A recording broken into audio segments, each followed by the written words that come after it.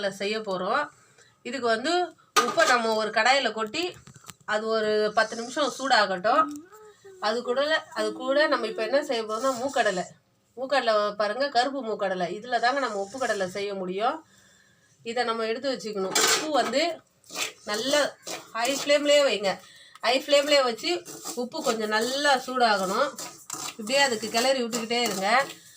இப்போது உப்பு சூடானதுக்கப்புறம் இதில் நிறைய இல்லைங்க, கொஞ்சம் கொஞ்சமாக தான், நம்ம கொஞ்சம் கொஞ்சமாக தான் போட்டு இதில் செய்ய போகிறோம்.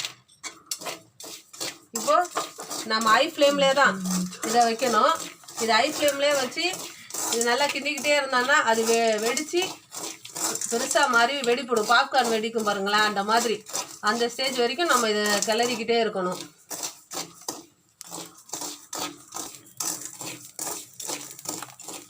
இப்போ பார்த்தீங்களா, அதை வெடித்து வருது பாருங்கள்.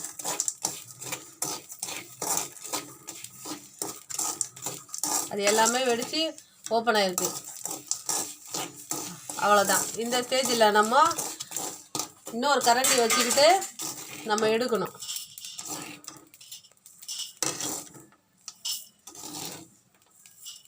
ஏன்னா அதுக்கு மேலே விட்டால் தீஞ்சிரும். அதனால் நம்ம இன்னொரு கரண்டி வச்சு இதை ஜெலிச்சு எடுத்துக்கணும். நிறுத்துறேன். இப்போ பாருங்கள், நம்ம இதை எல்லாத்தையும் எடுத்துட்டோம். இதே மாதிரி தான் கருப்பு மூக்கடலையில் நம்ம இந்த மாதிரி எல்லாம் எடுத்துடுறோம்.